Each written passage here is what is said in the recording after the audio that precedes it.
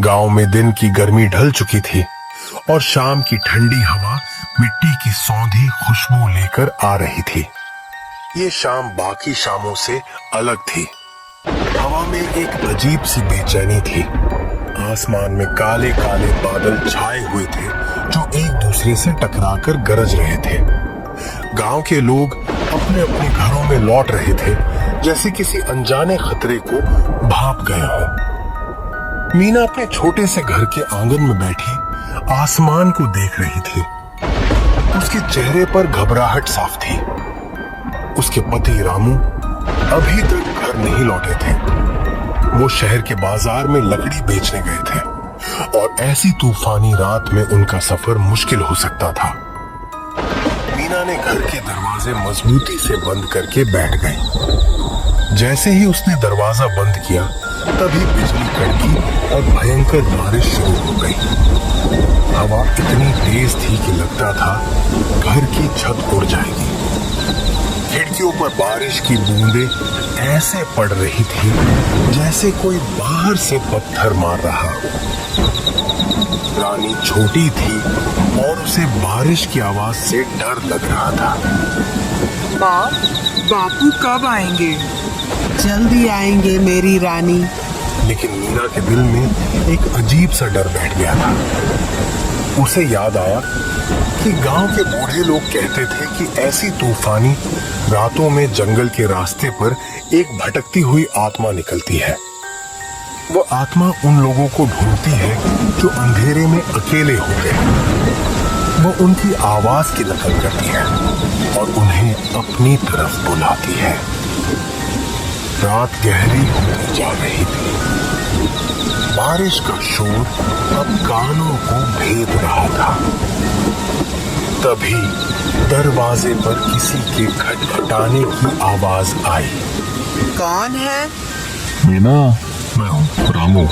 मीना का दिल धक से रह गया। वो सोची कि कोई भूत है, लेकिन ये तो रामू था। मैं दरवाजा खोलती हूँ। ये कहने के बाद वो दरवाजे की तरफ बढ़ी, लेकिन जैसे ही उसने दरवाजे खोला चाहा, रानी ने उसे पीछे से कसकर पकड़ लिया। नहीं माँ, मत खोलो, वह बापू नहीं है। मीना चौंक गई। यह तुम क्या कह रही हो? रानी ने कांपती हुई आवाज में कहा। जब वो बोल रहे थे तो उनकी आवाज बहुत अजीब थी, जैसे कुएं में से आती है।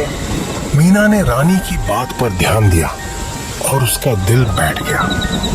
उसे याद आया कि गांव के लोग कहते थे कि उस भटकती आत्मा की आवाज में एक अजीब सी गूंज होती है जो किसी भी इंसान की आवाज की नकल करने के बावजूद नहीं छिपती। मीना दरवाजे से हटकर घर के एक कोने में अपनी बेटी के साथ दुबक कर बैठ गई। बाहर से आवाज फिर आई। क्या हुआ? दरवाजा खोलो, बहुत ठंड लग रही है। इस बार आवाज में थोड़ी तेजी थी। मीना ने चुप रहना ही बेहतर समझा। वो जानती थी कि अगर उसने दरवाजा खोला तो वे दोनों कभी जिंदा नहीं बच पाएंगे। बाहर से अब कोई आवाज नहीं आ रही थी। सन्नाटा छा गया था, सिवाय बारिश के शोर के।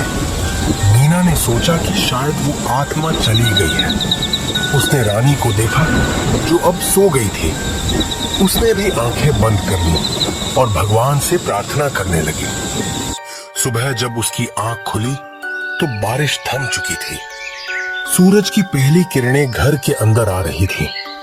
मीना ने दरवाजा खोला और बाहर देखा। आंगन में कोई नहीं था। दूर से गांव के लोगों की आवाजें आ रही थी। वह अपनी बेटी को जगाकर बाहर निकली।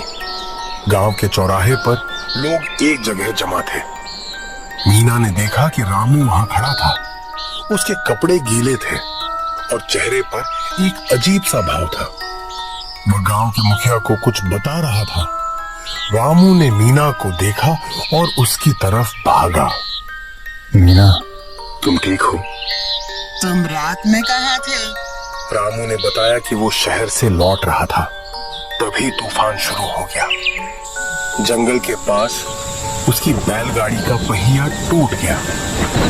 वो उसे ठीक करने की कोशिश कर रहा था कि तभी उसने दूर से किसी की आवाज़ें सुनी जो उसे बुला रही थी।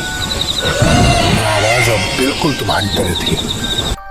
वो मुझे जंगल के अंदर बुला रही थी।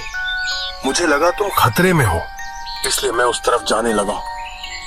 लेकिन तभी गांव के एक बूढ़े आदमी की बात याद आई जो कहते थे कि ऐसी आवाजों के पीछे कभी नहीं जाना चाहिए। रामू ने आगे बताया कि उसने हिम्मत करके उस आवाज को अनदेखा किया और रात भर एक पेड़ के नीचे इंतजार किया।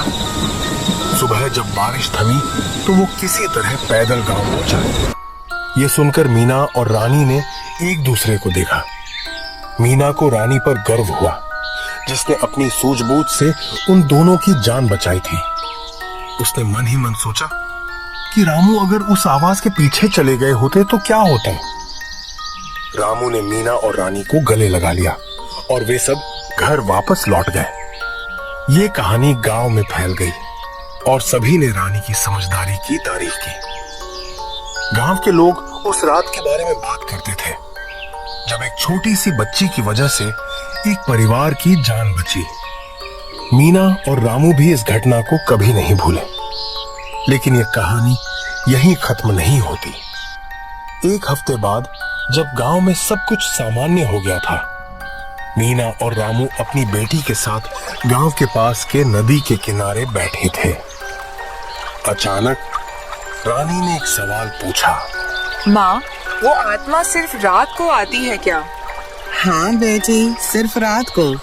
तभी रानी ने एक अजीब सी मुस्कान दी और कहा, और सिर्फ बारिश में? मीना ने रानी की तरफ देखा। उसकी आंखें चमक रही थी, लेकिन उनमें बचपन की मासूमियत नहीं थी। रानी के चेहरे पर एक ऐसी मुस्कान थी जो उसे डरा रही थी। तुम यह सब क्यों पूछ रही हो? रानी हंसने लगी। उसकी हंसी की आवाज में वही अजीब सी गूंज थी जो मीना ने उस तूफानी रात को दरवाजे के बाहर सुनी थी। वो वही गूंज थी जो रामू को जंगल में सुनाई दी थी। रानी खड़ी हो गई और धीरे धीरे नदी की तरफ चलने लगी। यह सुनकर मीना और रामू डर से कांप उठे। वे समझ गए कि जिस आत्मा से वे बचे थे वो उनके घर में उनकी बेटी के शरीर में पहले ही आ चुकी थी। बारिश की वो रात अब बस एक कहानी नहीं थी, ये उनके साथ हमेशा रहने वाली एक हकीकत थी। और वो हंसी जो अब भी सुनाई दे रही थी बस एक शुरुआत थी।